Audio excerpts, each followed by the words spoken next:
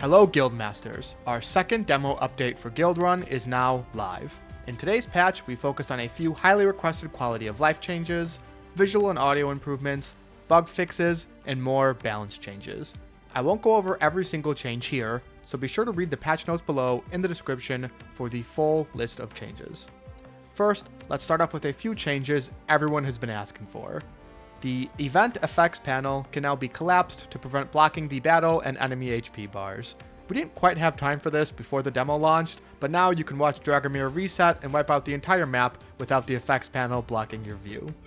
Red Rift players rejoice, you'll now get a warning so you don't accidentally skip the last campfire reward, and we also fixed a Red Rift bug where the game would require you to abandon a run after clearing the final boss. Our art team has added a few more event images, as well as improving the environment in some VFX.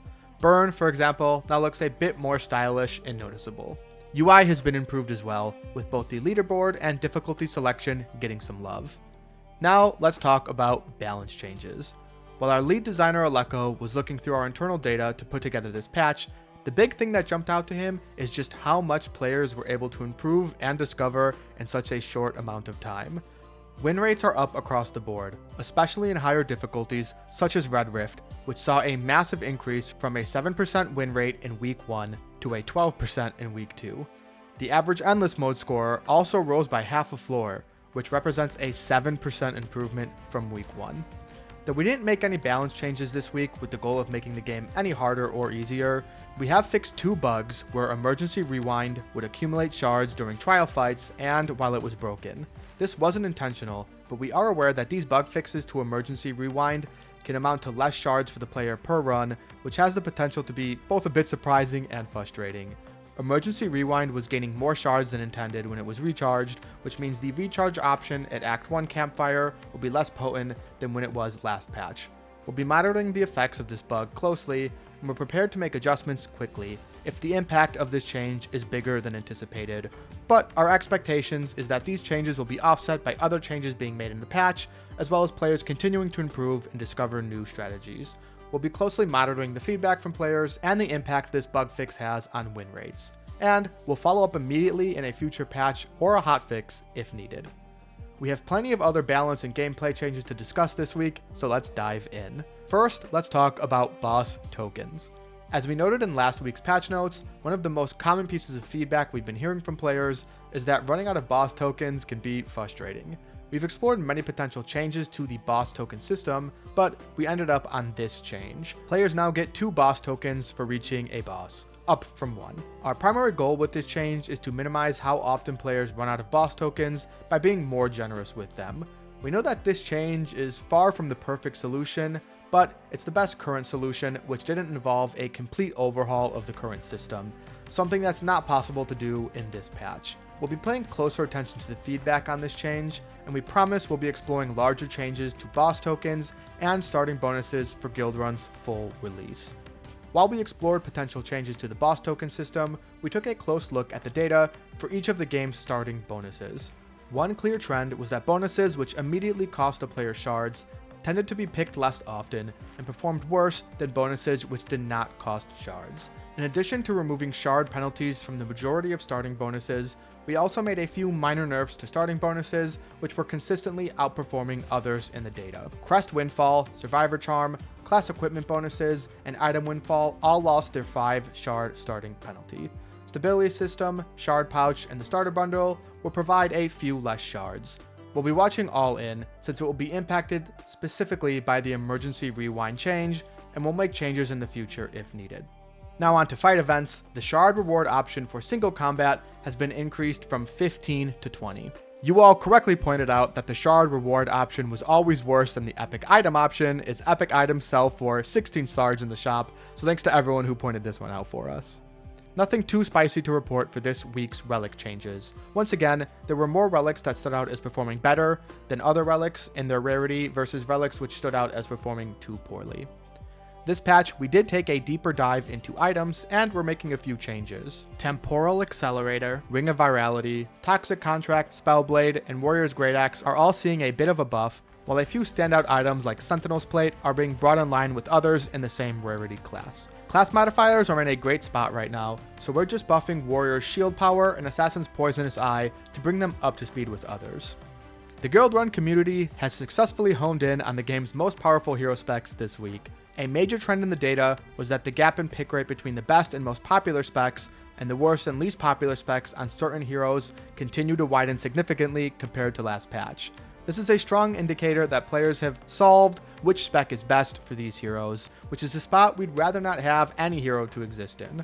Our goal when balancing hero specs is to reach a point where all 3 specs and every hero feel equally playable, depending on the situation.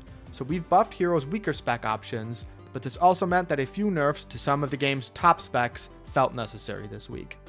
That being said, we're very pleased with the overall state of hero balance right now, and we're aiming to be as minimally disruptive as possible with these changes. We would hate to take something that is popular and being enjoyed by players and turn it into something which no longer feels playable. Our expectation is that everything being nerfed in this patch will remain playable, and our hope is that these changes will lead players to consider a wider variety of specs than they may have considered in the previous patch. For Arya, the cat is out of the bag. You all have caught on to the power levels of Arya, who was the strongest hero across every difficulty this week. Her popularity is rising, and her Harmony spec in particular stood out as a run winner. One of the critiques of Arya was that she was weak at C rank even though she scaled well into the late game. So one of the things we were sure to do with these changes was to give her active ability a bit more base damage per tick in exchange for the loss in scaling. Requiem Barrage now deals slightly more damage on C rank without any items equipped, but will lose a bit of scaling damage as the game goes on.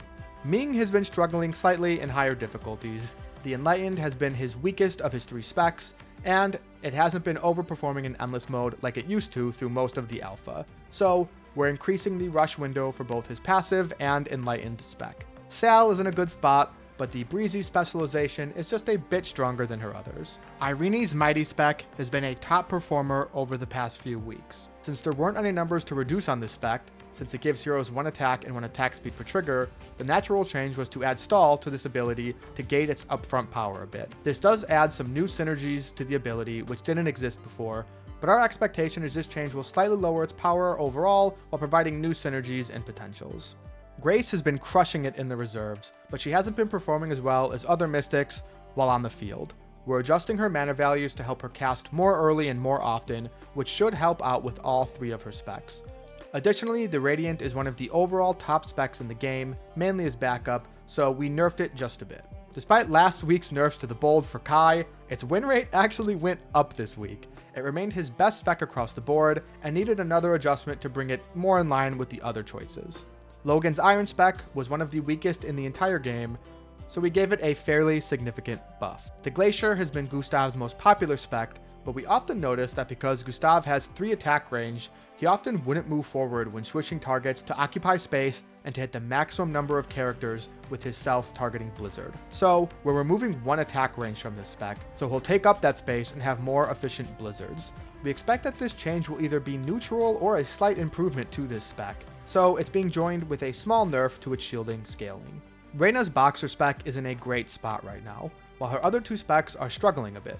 We're giving a buff to both the Champion and the Brawler in an attempt to equalize the power level for all 3 of her specs. Our favorite hyperscaling mage, Ratna, might be scaling a bit too much with her Magnanimous spec, which was one of the most common overall specs in deep Endless mode runs. We're nudging down the scaling just a bit for now, and we'll follow up with additional changes if need be. Rip has 1 slightly underperforming spec, so he's getting 1 small buff to help. And the Earth Child was Pollen's top spec this week across multiple modes, so it's getting a tiny nerf to bring it in line with others. We hope you enjoy the patch, and we look forward to hearing your feedback on these changes. If you haven't checked it out already, be sure to join our Discord, where you can take on weekly challenges with the community. This week is the Iron Man Challenge, where you need to defeat the dragon without ever ranking up a hero, and with only C-ranked champions on your team. So join the Discord to see if you can clear the Iron Man Challenge, and we'll see you next week with another Guildrun update.